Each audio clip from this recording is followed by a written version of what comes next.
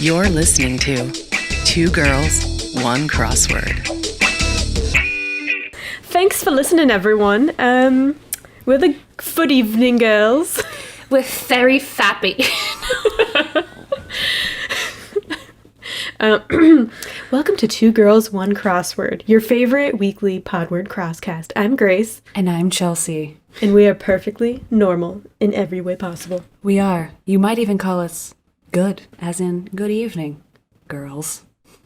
Sure. Actually, I don't like to use the word normal, because what is normal, right? Typical? The usual? Average? Oh my god. Let's cancel the word normal, okay? You know, there's a place called Normal, Illinois. Yes. My, Everyone there has 3 legs. My aunt lives there. I feel like, okay, with a name like that, it has to be... I mean, I don't know. She says it's kind of boring. No, if any of our listeners live in Normal, Illinois... I just have to say that Grace talks shit about Normal, Illinois every on the regular day. Yeah. If you're normal, you're out. I'm sure it's fine. But do they have like normal high school? North normal? That's kind of cute, actually. South normal? Oh my god, South and North normal. They fight all the time. You do not want to get involved in that. I love going to their homecoming games. Yeah, so what? We go to high school football games on the weekends. There's something So else to do sue in me. Chicago. Is that wrong? It's the Is only that place where I don't creepy? have to wear a mask. I'm just kidding. I always wear a mask. Even before Corona, she'd wear a scream mask to high school football games. Just to, Yes. you know. Actually, that would Just be for kind fun. of...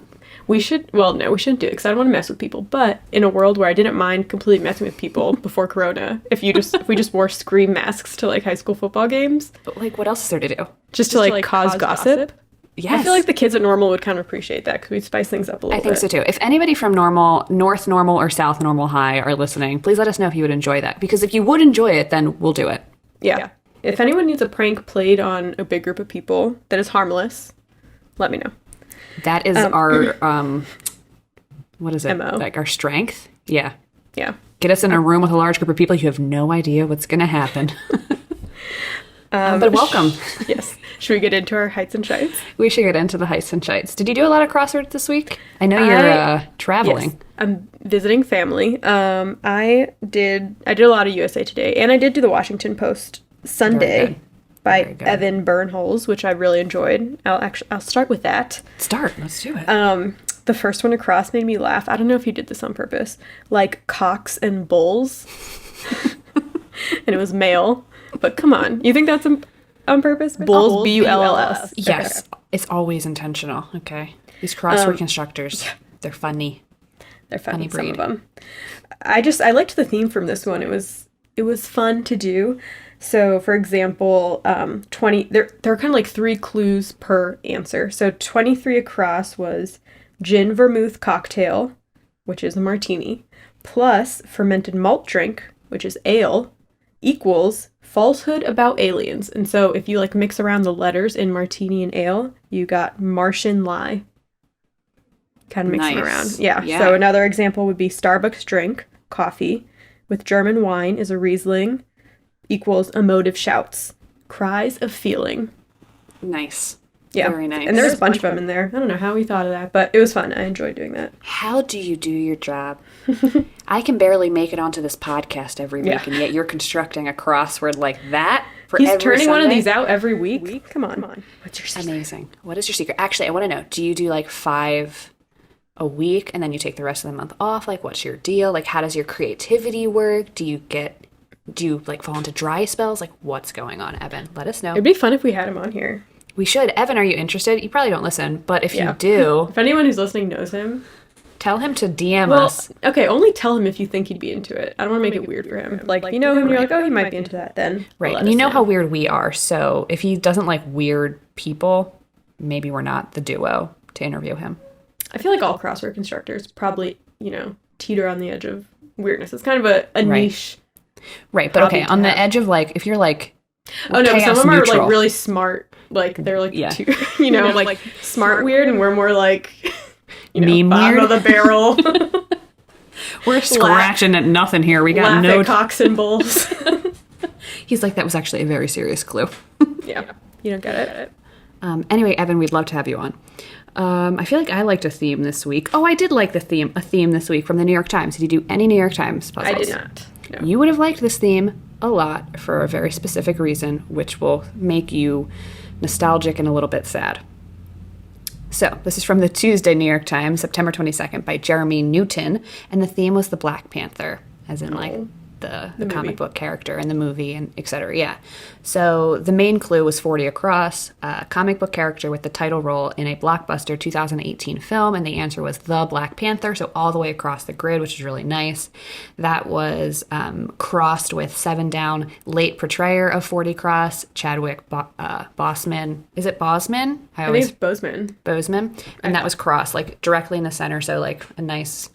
Oh, that's nice. Yeah, and there was a couple others. So one was source of 40 across is 63 across, and 63 across, the answer was superhuman power. So it's source of the Black Panther's superhuman power, and the answer was heart-shaped herb. And these were all like 15-letter Yeah, wow, answers. that's a really good fill. Yeah, That they were able really, to really make it good. into, And there was a couple downs that one answer was Wakanda, and one was T'Challa. So it was just a really great, puzzle to give him a shout out. A nice Love tribute. you, miss you. So that was a nice theme. Yeah. I like it when the themes are... I mean, I feel like some people might not like movie themes, but Right. if it's a movie I've watched, I think it's fun to have a bunch of different questions that all reference one thing, I agree. Like, for my eventual Cats crossword, everyone will have to watch Cats and know it, because there's going to be like 10 Cats questions. And you'll have to know how to spell the cats' names. So Yeah. it's a little difficult. So study up. Read the poetry if you must. But only true fans will only watch the film. So, Yeah. what else you got? Talking about fill that goes all the way across the puzzle, that are 15 words. It's always fun when it's like something that you don't see as often. So I liked the USA Today crossword from today, which is Friday, the 25th, September 25th. Sorry, I was just looking at the days on my computer. Friday. I Am a Robot. Mint Condition by Rachel Faby. And it was 38 across, The Legend of Zelda release of 2017. Breath of the Wild. Yes. Yeah. Wait, did Rachel have a puzzle in the USA Today? Yes. Today? Yes. Nice. She also had the Friday New York Times. She's Oh crazy. my God, Rachel, you're crazy. And I did the Friday New York Times today because we're recording on a Friday instead of a Thursday if anybody cares out there. Nobody does. So I will be including Rachel in my next the next podcast, potentially. It was a really good puzzle. Would recommend it. I just didn't have enough time to write down my hits and shits from it. So do it, you casuals. What else did I like this week? What else did I like? The Monday New York Times, just a shout out. This was done by Daniel Larson and the Wave Learning Festival crossword class. And so I looked this up, and it's an organization. I'm going to read you their mission statement. So Wave Learning Festival, this is their mission statement. WAVE has a commitment to lessen the educational inequities caused by the COVID-19 pandemic, as well as the long-standing gaps in educational opportunity. We believe that our students should be given equitable opportunities to succeed both inside and outside the classroom, focusing on those with less access to external resources. Check out their website. It's awesome, wavelf.org. You can donate there as well. They offer tons of classes. 2 classes, I believe, were crossword classes with like the aims to eventually submit the crossword to the New York Times. So it's just really cool. And that's what the Monday New York Times, it was Daniel Larson and the Wave class. They had some good fill, which I thought you would like. One was 29 down. Emanations to be picked up, 5 letters.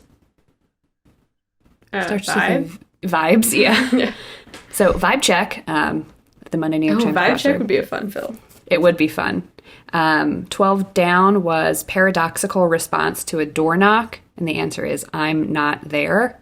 So just like some fun stuff. Ooh, I like that. Yeah, and I just wanted to give the Wave class a shout out too. Yeah, I think they did something similar with another organization that was for like senior citizens? I believe so, yeah. Or seniors like a college to do the in New York, crossword? yeah.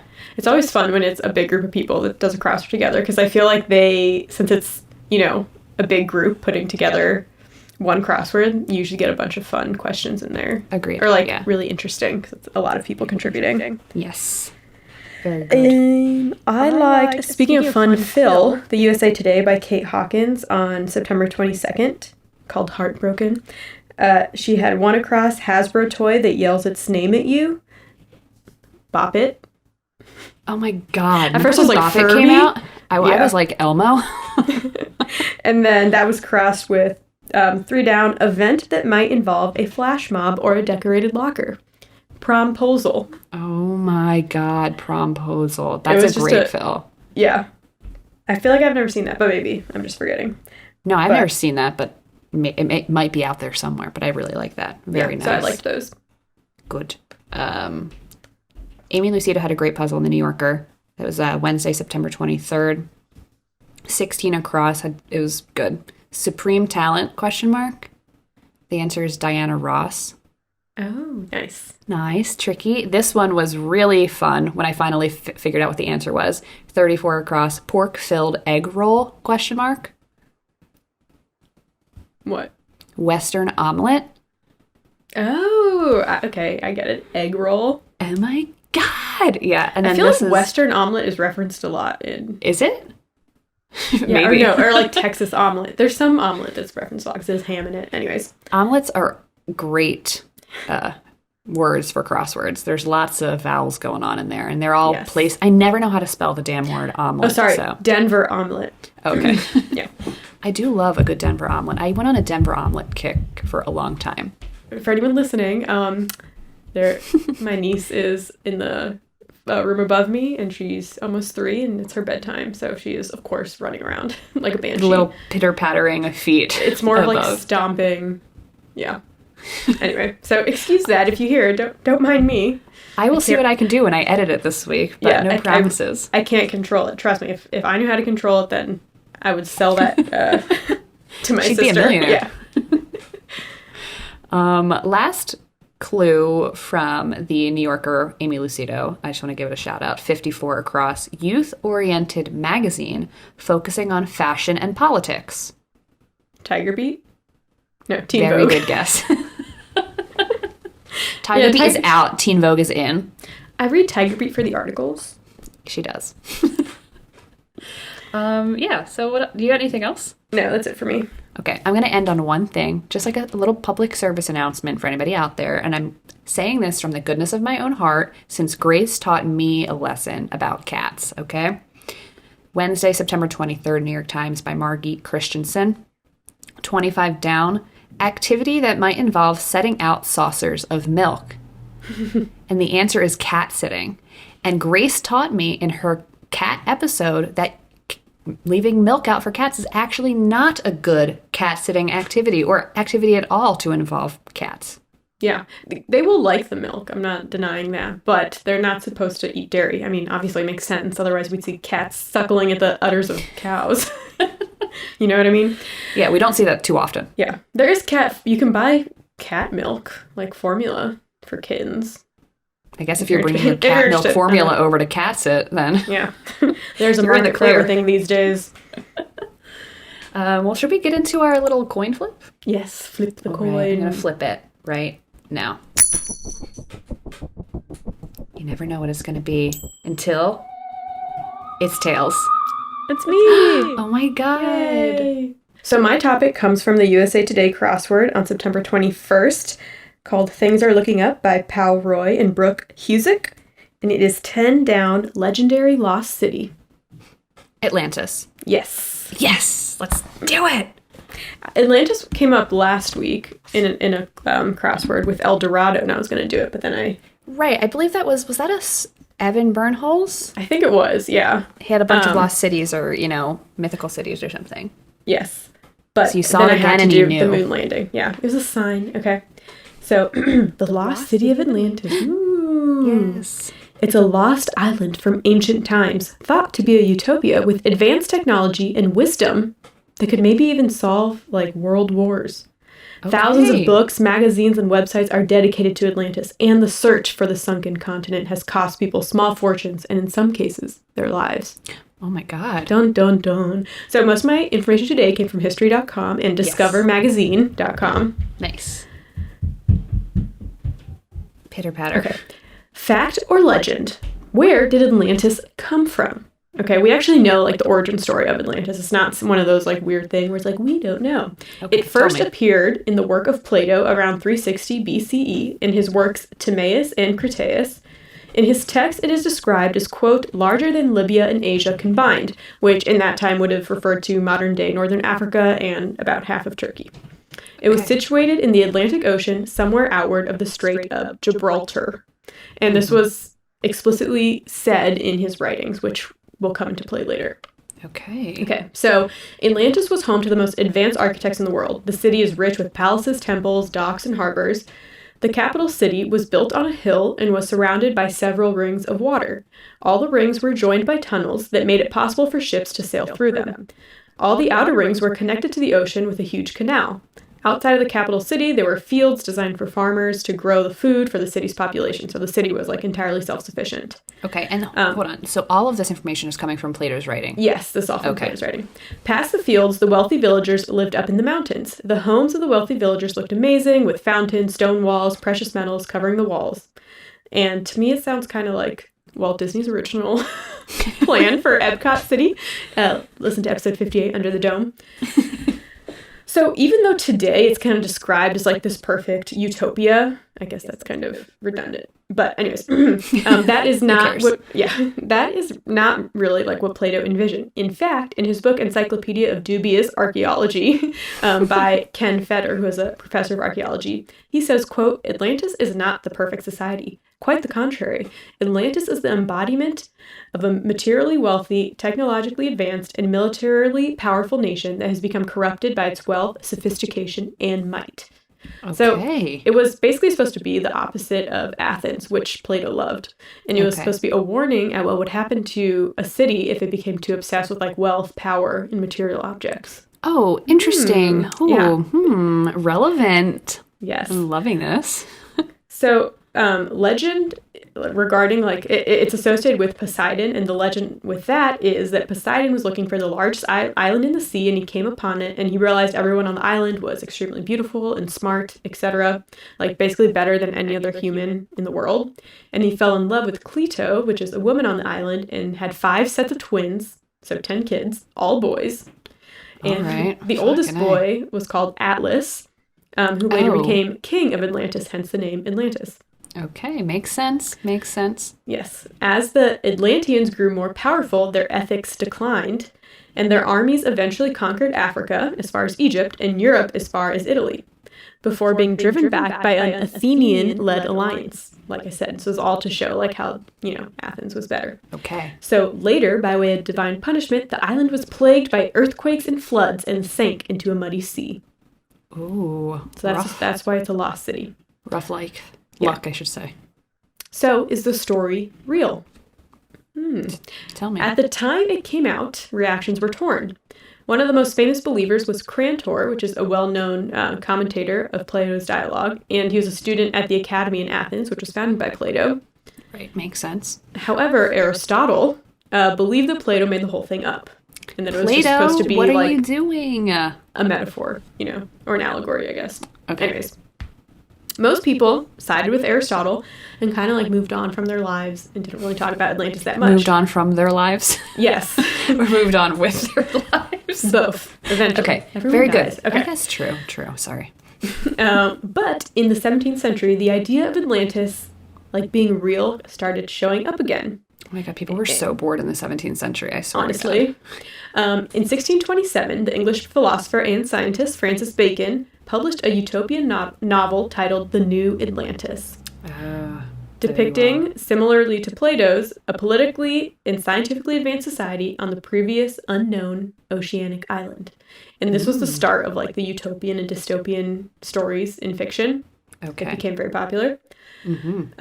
Many Europeans started trying to tie like origins of Atlantis with Western countries like America, Scandinavia, and the Canary Islands. Of course, they want to make all about them. And a lot of times people from Atlantis are described as being like really tall and super pale, but in Plato's original work, they were like, Middle Eastern. Right. Log into YouTube to watch me roll my eyes a couple times. But the man most responsible for bringing back the legend was an American. Okay. A Minnesota congressman, Ignatius L. Donnelly, and in 1882 he published Atlantis, the Antediluvian World, which hypothesized that Atlantis was an ancient civilization whose immigrants had populated Europe, Africa, and Americas, and whose heroes had inspired Greek, Hindu, and Scandinavian mythology. So basically, he argued that all of civilization came from Atlantis. Who is this guy and what are his credentials? Well, Donnelly drew parallels between creation stories in the Bible and Atlantis, where he believed the biblical Garden of Eden existed. Oh, right, of course, of course. And he also believed that Atlantis was destroyed by the Great Flood, mentioned in the Bible. Sounds about Christian. Yes. So he is considered the father of the modern Atlantis myth. Okay. And basically he set off like a domino effect of all these other people like trying to search for it and just, talking about it. Right. One of these people was Russian mystic Madame Blavatsky. There we go. Sorry, I don't speak Russian. Anyways. You don't? You look like you do. I know. I get that all the time. So she mentions Atlantis in her 1888 book, The Secret Doctrine, which you might recognize. So basically she wrote about racial evolution as opposed to primate evolution. And according to her, Atlantis, or the citizens of Atlantis, were the fourth race, which was then succeeded by a more superior fifth race, or she called it the Aryan race. And as you may know, the Aryan race and its supremacy is one of the founding principles of the Nazis. Wow. This is all tied together. Mm-hmm. Wow. And thank God we had the birth of the Atlantis mania. So that Minnesotan, what do you call him, a senator? He was a... Congressman? Congressman, yes. Thank God for him. Thank God for the Russian Aryan inventor. Love it. I know. I feel like she would have come up with it on her own or would have found some other excuse to write about it. But, okay. True. Edgar Cayce is an American clairvoyant from the 1920s, and he is kind of...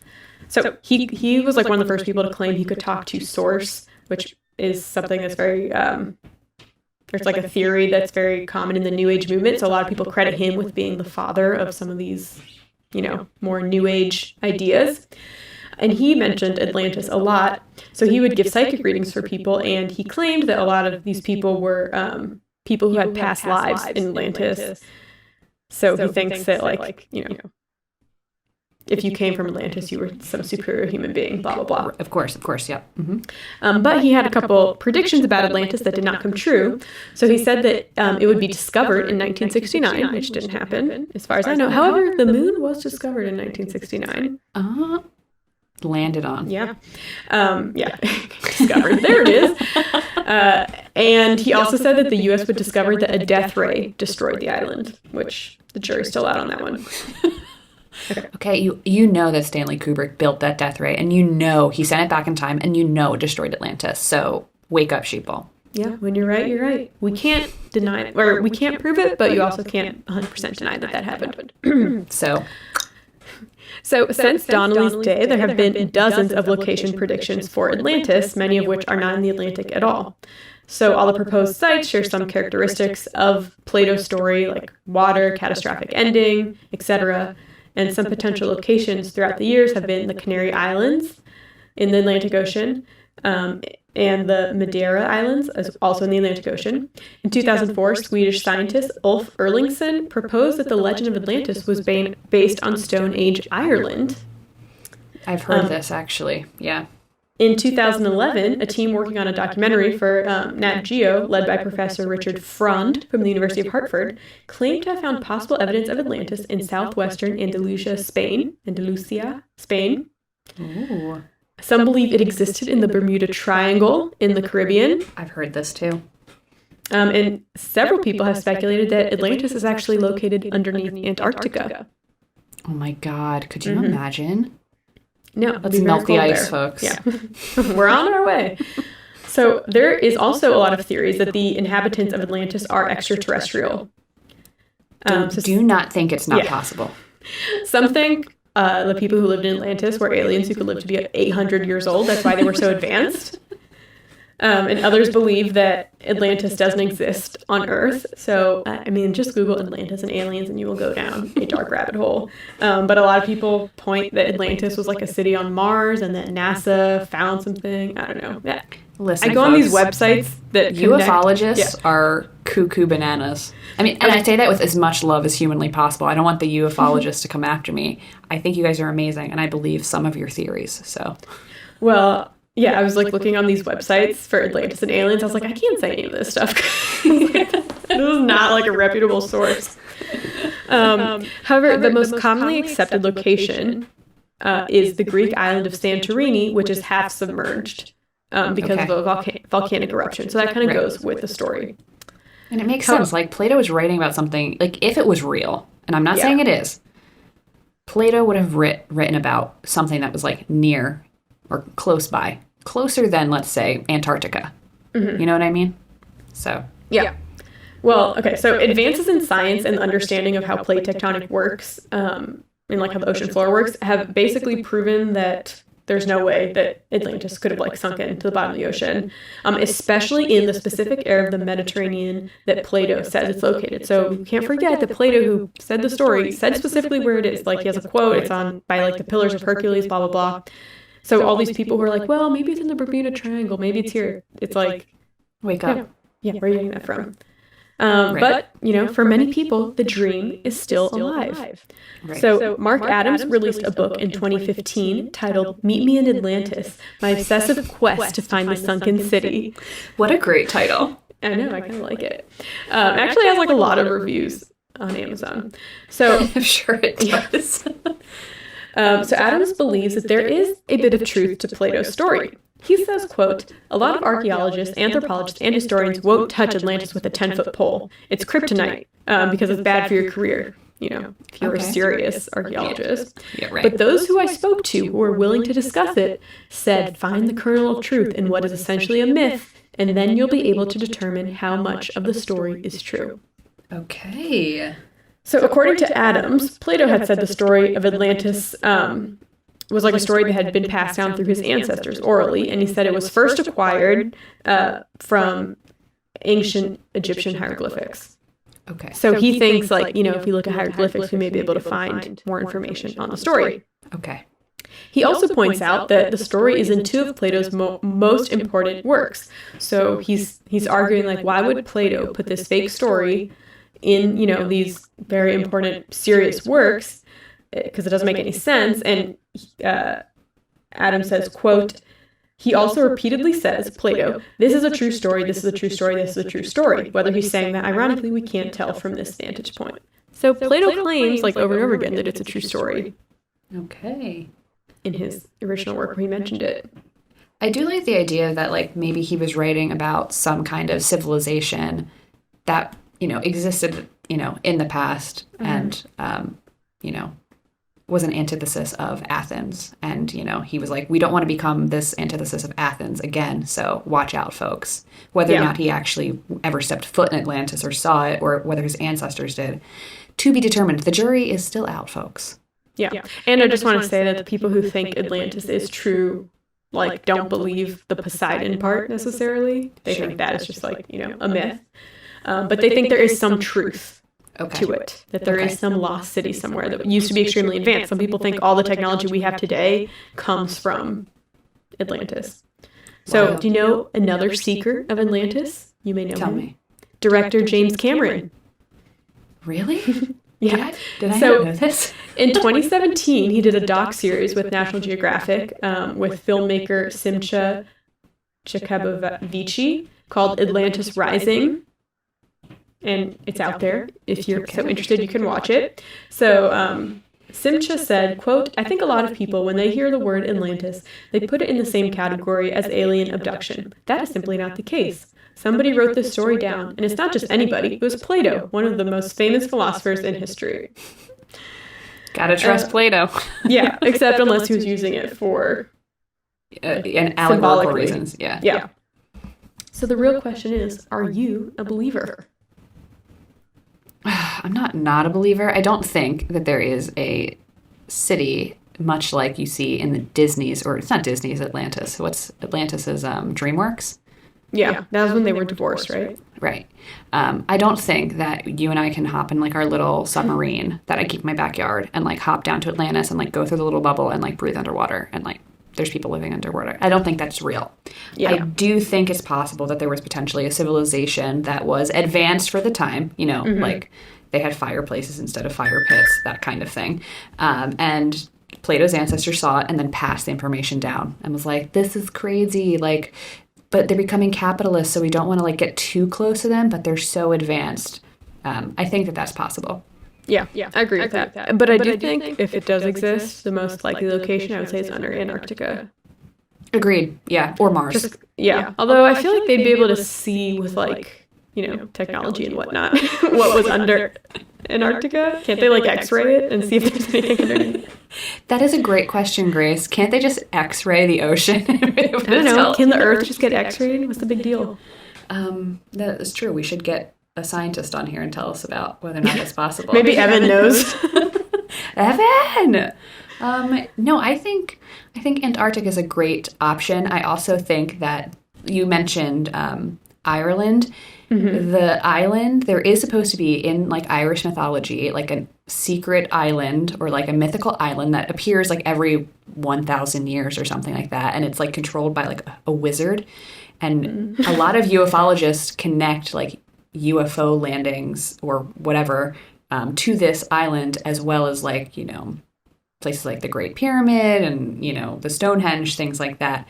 There's like another point on one of these ufologist maps that's that secret, mystical alien island off the coast of Ireland, which I guess people also reference as potentially being Atlantis. Yeah. Maybe it only comes out every 1,000 years and we missed it last time. Yeah. So I mean, if everyone thinks that it could be possible, who am I to say that it's not? We're not about to stop your fun. That's for damn sure. We got nothing else going for us, so have Atlantis. Yeah. So that's it. That's Atlantis for you. Thanks. I love it. So my topic comes from the Tuesday, September 22nd, New York Times by Jeremy Newton. This is, oh, Jesus, I think it was 3 down. I didn't write it down. Mr. in The Wind in the Willows. And the answer is Toad, as in Mr. Toad. Oh. Are you familiar with The Wind in the Willows? Yes, it's a children's book, right? Correct. I think I might have read the children's book once, very, like, a long, long time ago. And I might have seen some adaptation, whether it was, like, a TV show or a film or something like that. But I know the illustrations. Like, if you were to show me the illustration, I'd be like, oh, yeah, I know who Mr. Toad is. But Is he outside of related? that... Go ahead. Because isn't there, like, Mr. Toad and Mr. Frog or something? It's not those characters. Okay. I thought it was those characters. It is not. But similarly, we've got anthropomorphic animals. Okay, if the toad works, it works. Kids does. love toads. Kids love a good toad. So through doing this research, I realized I thought Mr. Toad was from Mr. Toad and Mr. Frog. It was not. And then I also thought, even though I didn't know who Mr. Toad was, I was like, I've read this book. And then I was like, did I read this book? So I learned a lot today. So yeah, I'm talking about Mr. Toad. Mr. Toad is one of the main characters in Kenneth Graham's 1908 novel, The Wind in the Willows, as the clue says. We're going to talk about the author first because he's important to this whole story, because not only did he write the story, but his story itself is interesting. Okay, so Kenneth Graham was born in Scotland in 1859. He's a Scottish author. So he has kind of a sad childhood in that his mom died when he was 5. His father was a drunk, and because his dad was like a super alcoholic, the dad gave up custody of Kenneth and Kenneth's 3 siblings. They went and lived with their grandmother. And their grandmother lived in a very large but kind of dilapidated, rundown house, and the house was called The Mount, like out in, you know, the countryside, right? Mm-hmm. There's lots of land. There was a part of like the River Thames is like up by the house. So they grew up around there. Graham became like obsessed with boating because he was like on the river for like most of his childhood. His uncle like taught him how to boat and stuff like that. Yeah. And then they were also really close to a forest called Quarry Woods. And so it's believed that Quarry Woods inspired the setting for The Wind in the Willows, and also the river, because the book kind of takes place on the bank. The book takes place on the bank of a river with some forests and stuff like that. Cool. So Graham began writing, in his 20s, and he had things published in small publications throughout that time. And his second most famous book, The Reluctant Dragon, which became a Disney movie you might be familiar with. I never saw it. It's like one of those really old animated Disney films. Okay. Because is it How to Train Your Dragon? No, I wish. That'd be actually kind of funny. So The Reluctant Dragon was published in 1898. So that was his second most famous book. He married his wife, Elspeth Thompson, in 1899 when he was 40 years old. This will come into play later. Fun fact, Kenneth's wife, Elspeth, her father was a guy named Robert William Thompson who invented the fountain pen. So that's just kind of cool. And an author? Oh my God, kind of crazy. So the year after they got married, they had one son. And his name was Alistair. They nicknamed him Mouse, which I think is actually a really cute name. That's cute. It's cute when you're a kid. I guess not when you're 25. Right. No, you start calling me Mouse, and I'm like, get out of here. Get you. I'm Rat now. Rat will make an appearance later. So, yeah, they nicknamed him Mouse, but he was born prematurely, so he actually had health issues his entire life. He was blind in one eye. So just a rough life for Alistair, a.k.a. Mouse. Yeah. So we're going to backtrack a little bit. Before he got married, before he had kids, before he started writing, he really wanted to go to Oxford. Graham did, right? He went to a prep school, basically, and he had the grades to get into Oxford, but his family was super poor, so he could not go to school there. So he ended up working at a bank. He worked at the Bank of England, and he worked there for a while, but he eventually retired in 1908 because he had kind of a disagreement with a higher up at the bank.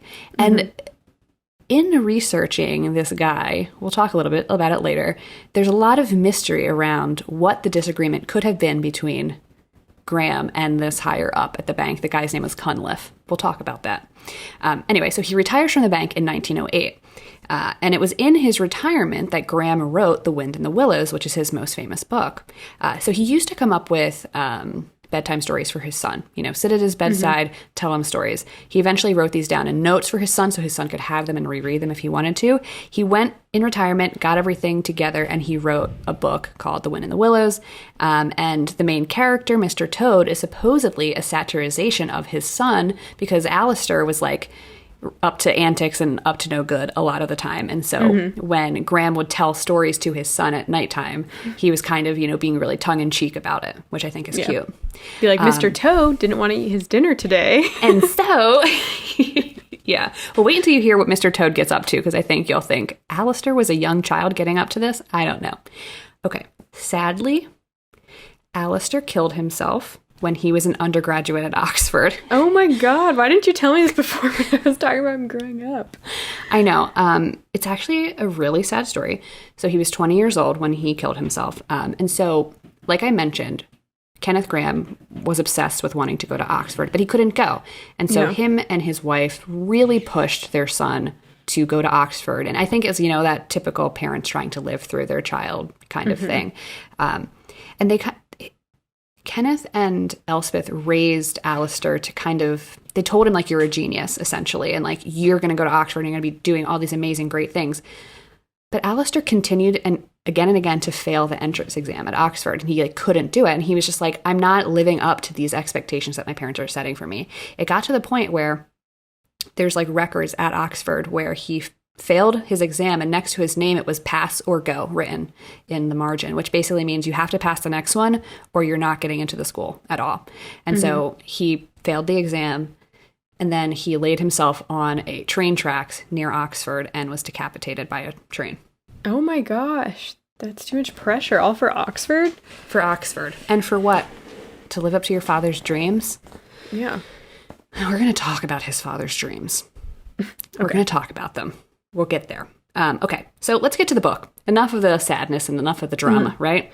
The book, The Wind in the Willow, was published in 1908 after Graham retired from the Bank of England.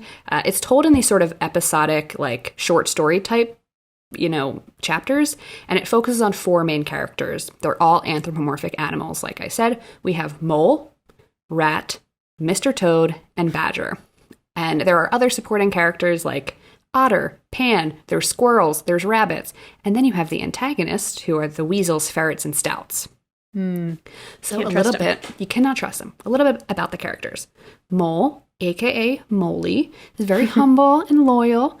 He decides to leave his hole after deciding he's sick of spring cleaning. And initially he's overwhelmed by the hustle and bustle of the riverbank where all the animals live when he leaves, and he's like, ugh. But then Rat comes along. Rat, also known as Ratty by his friends, is much more cultured and relaxed. He's friendly. He enjoys a life of leisure. And, he finds Mole and he's like, I'm taking you under my wing. And so Rat kind of looks after Mole.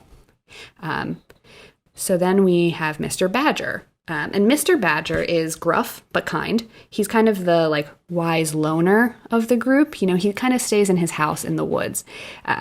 He's the friend of the late Mr. Toad's father. No, Mr. Toad's late father. So Mr. Toad's father was friends with Mr. Badger when he was alive.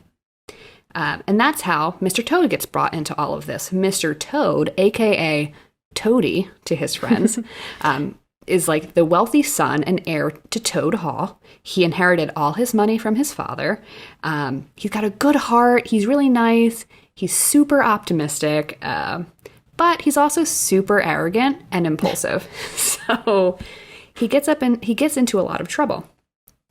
He also goes through cycles of obsessions throughout the story, like punting. Punting is basically boating on the river. The closest I could tell you of what a punting boat looks like is like a gondolier in a way. Have you ever seen period pieces set at Oxford and they're lounging in boats on the river at Oxford and just poling their way through the rivers? That's kind of what punting is. Yeah. I hadn't watched period pieces that often. You know this. I know this. I obviously do. I have a very distinct image in my head. I also just rewatched Brideshead Revisited, which is basically all they do is punt around the rivers in Oxford. Anyway, so Mr. Toad's obsessed with punting, houseboats, caravans, that kind of stuff. But eventually he gets bored with all of these things. And you know what his new obsession is? What? Motor cars. So cars. He can't drive. Toads can drive, okay? They can But do they have anything tiny they want. cars. They have tiny toad cars, okay? Don't tell him what he can't do. Okay, so his obsession with cars lands him in the hospital and even gets him arrested because he stole a car. And he eventually does escape from prison, though. Of course. Wait, this is all in one book? This is all in one book. I haven't even gotten to the plot yet. Yeah, wait, can you even... Is this to read at night? I feel like this is too long. For it to hold the kid's attention. I think they probably just, you get one chapter a night, Alistair, or whatever it is you say to your kid. I don't have kids, so I wouldn't know. Let's talk about the plot now that we've mentioned the plot. Like I said, it was kind of told in these episodic adventures, right? These little chapters. Mr. Toad's, like I said, is given to, fads. He goes in these obsessive states. And when he goes through these obsessive states, he brings along his friends, Mole and Rat. Mole and Rat realize that Mr. Toad is just getting more and more impulsive and dangerous. He crashes, different caravans and things like that. And they're just like, we can't deal with this guy anymore. It's too much. You know what they do? They decide to go visit Badger in the woods. And they're like, Badger, we need to stage an intervention. Toad is out of control. And Badger's like, I knew his late father. I'll do anything to control this boy, right? So they try to stage this intervention, but Toad's like, you know what? Peace. He disappears. He steals an unattended car and races it down the road, and that's what gets him arrested. God damn it, Toad, okay? So he's only in jail for a little bit. The jailer's daughter decides to help him out. She's a nice lady, and he escapes from prison. But while all of this is happening, while all of the I'm stealing a car, getting, imprisoned, getting the jailer's daughter to free me, Toad's ancestral home is infiltrated by the weasels, stoats, and ferrets. And so his three friends team up with Toad to claim the house back again. You mean Toad Hall? Toad Hall. So that's basically the story. And it's classic Toad. Classic Toad is incredibly popular. We got great themes, we talk about morality, there's an adventure, we talk about friendship. So obsession. Obsession. So of course it's lasted generations, right? Mm-hmm. And there have been many adaptations of The Wind in the Willows throughout history. One of the most notable, and I'm bringing it up for a very specific reason, was one for the stage written by a guy named A.A. Milne. You may know A.A. Milne from episode 6 where Grace talked about Winnie the Pooh. So you should check it out. And if you don't know A.A. Milne wrote Winnie the Pooh. Like, that's the connection there. Yeah. Well, actually, when you were talking about Mr. Toad and how he grew up, it reminded me of Milne and how he kind of wrote Winnie the Pooh based on... Right, exactly. You know, living what else in do the these country, white authors have to do but to like live in the country and write children's books about them? Yeah, and there's probably only like 5 children's books out at the time, so it's not that hard to come up with like a unique topic, you know? Exactly. We're not salty. It's fine. We're not. So yeah, Milne wrote this play. It was called Toad of Toad Hall. It was released in 1929. He later wrote a preface to like a later edition of The Wind in the Willow. And in the preface, this is what he had to say about, you know, the book. Quote, "The book is a test of character. We can't criticize it because it's criticizing us. It is a household book, a book which everybody in the household loves and quotes continually. A book which is read aloud to every new guest and is regarded as the touchstone of his worth." No. I don't have any books that I read aloud to my guests. Okay, I have the Bible, so Well, don't diss me. Except for maybe scary stories to tell in the dark. Sometimes I do like to make guests read that with me. Just one story. I mean, you have to find a book that judges your guest's character, because how else are you supposed to judge their character? True, that is true. It's true. Outside of A.A. Milne's obsession with The Wind in the Willows, we've had at least 10 TV adaptations. There's a famous one from 1984. Cool. It's like a weird puppety stop motion one. You should look it up. Like, the puppets are kind of creepy, but hey, you know, people really liked puppets at the time, I think. Oh, yeah, especially at that time. And so then there's, of course, the 1949 adaptation by Disney. This was actually released as The Adventures of Ichabod and Mr. Toad. I talked about the Disney adaptation of, you know, Ichabod Crane in episode 46, titled Hey, Hey, Big Head. So check it out if you're interested. I don't think I've actually seen the Disney adaptation of Mr. Toad, but I have seen The Adventures of Ichabod, like, so many times. Yeah, I feel like, well, I think I've seen Mr. Toad as a meme. Is that from the, you know what I'm talking about? Like I the think drawings so. of him? I don't know if that's from a book or if it's from like a cartoon. Right. I think they might be the original illustrations. He's like a green little frog. He has a hat and like a tweed coat. Yes. It's adorable. A toad in a coat. Yeah. So we've gotten through the basics. Okay. So now we're going to get back into the author and what the author was trying to say when he wrote The Wind in the Willow. And a question that came up in my research is The Wind in the Willow a gay manifesto? Yes. Oh my God. The answer is yes. But yes. I've done no research, but I'm saying yes. So there is a professor from Cardiff University. His name is Professor Peter Hunt. He released a book in 2018 called... Sorry, Hunt is a dangerous last name. You gotta be careful, kids. Yeah, be careful what you do with the first name. True. Like if his first name was Mike. Don't say that out loud, okay? Especially not in front of children. I'm not saying it. Oh my God, shush. Anyway, so Peter Hunt released this book called The Making of the Wind in the Willows. And he claims in his book that Kenneth Grahame, who wrote The Wind in the Willows, was in fact gay. And he wrote it as a way to kind of be like, I love male relationships. And this is like the only way that I can express myself as a gay man. He also claims in his book that Grahame lived separately from his wife and son because he was in a loveless marriage. Apparently, Grahame would stay with his wife and son on weekends, but spent the week in London with his roommate, W. Graham Robertson. Okay, we're going to talk a little bit about Robertson.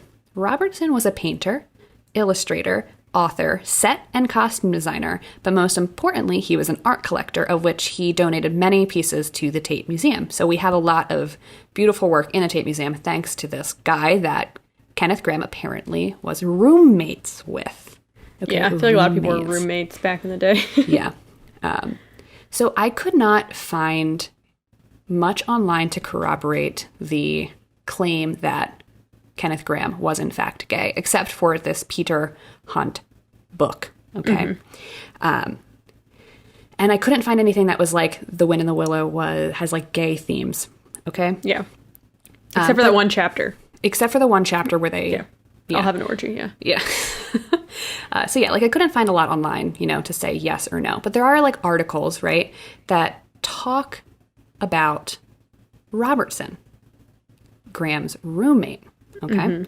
And these articles suggest that Robertson was in fact gay. So there's a couple things we're going to talk about regarding Robertson being potentially gay.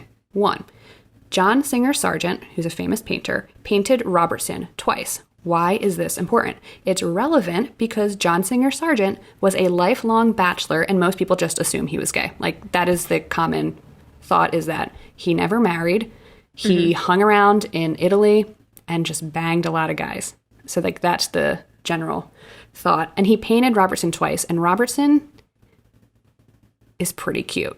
Okay, we'll look at some pictures. He is adorable. Not only are there paintings of him, but there are some awesome photographs of him. And I'm like, you're really cute, and I would be gay for you if I was Graham. Yeah. Anyway.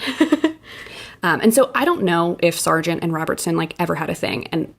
But the point is that they both floated in circles where being queer was seen as kind of normal, okay? Sargent was also close friends with Oscar Wilde, and he was close friends with a lesbian author, Violet Paget, whose pen name was Vernon Lee, one of the famous, English authors. So you got a lot of queers hanging out with each other. And so you got all these queers hanging out with each other. One of them, Robertson, potentially lives with Graham, the author of The Wind in the Willows, as roommates. Interesting. 5 days out of the week while he's married. Right, exactly. I also found an article that suggests Robertson was potentially a one-time lover of Oscar Wilde, okay? And Oscar Wilde may have, in fact, based Dorian Gray off of Robertson in a painting, one of the John Singer Sargent paintings. If you're familiar with Dorian Gray, the whole thing is that there's this beautiful painting of this guy, and it becomes more and more deteriorated, like the eviler Dorian becomes, even though Dorian stays beautiful. All of the bad things he does happens to the painting. So, like, the whole painting connection, John Singer Sargent painting, Robertson. No, it's all coming together. It's all coming together. Okay, I can see it.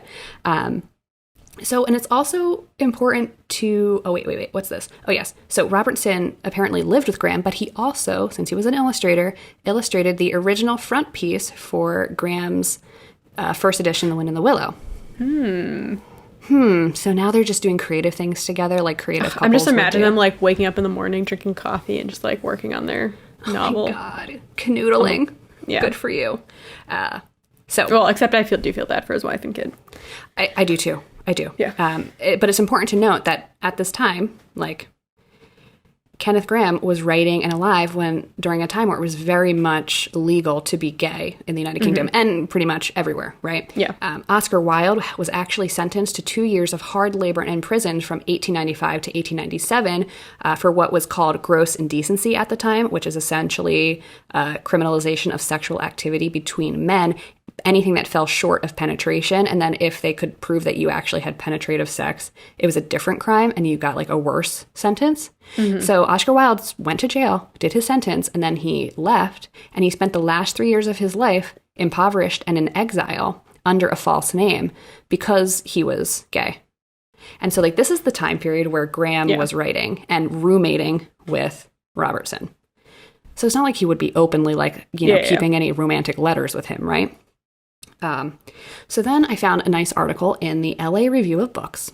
This article asks, quote, "Could the emotionally tender all-male friendships in his book," his being Graham, and especially the cohabitation of mole and rat, because they live with each other for a little while, represent his own secret wishes? I mean, possibly. I also found an article that was like, counterpoint to this, why do when we find all male friendships in books, do we have to automatically make them gay? And I'm like, honey, everybody's queer. Everyone's a little queer. Okay? Especially if they were writing in a time where it was bad to be gay. Okay? Yeah. Let us have this. We don't have anything else. So the article in the LA Book Review goes on to comment, quote, "The loveliness of Graham's portrayal of friendship has been much commented upon. It doesn't consist merely of chumminess, messing around in boats, as the famous line has it, but in sensitivity, making amends, and forgiveness. There's a chapter in Wind in the Willow where Rat and Mole are headed home from Badger's house, and they pass by Mole's old home, which is like a hole, right? They pass by Mole's old hole. And here's an excerpt from that section, and I think it talks it speaks volumes like the tenderness of what Graham was writing between two male characters who also lived with each other. So, quote, "The mole subsided forlornly on a tree stump and tried to control himself, for he felt it surely coming. The sob he had fought with so long refused to be beaten. Up and up it forced its way to the air, and then another, and others thick and fast, till poor Mole at last gave up the struggle and cried freely and helplessly and openly, now that he knew it was all over and he had lost what he could hardly be said to have found. The rat, astonished and dismayed at the violence of Mole's paroxysm of grief, did not dare to speak for a while. At last he said, very quietly and sympathetically, 'What is it, old fellow? Whatever can be the matter, tell us your trouble, and let me see what I can do.'" End quote. Oh. Very, very, very cute. And Yeah, also pretty advanced for a kid's book. dude, there's words in there I can't even friggin' say. So, paroxysms, hello. This is why this kid really wanted to go to Oxford. Yeah, not pressure.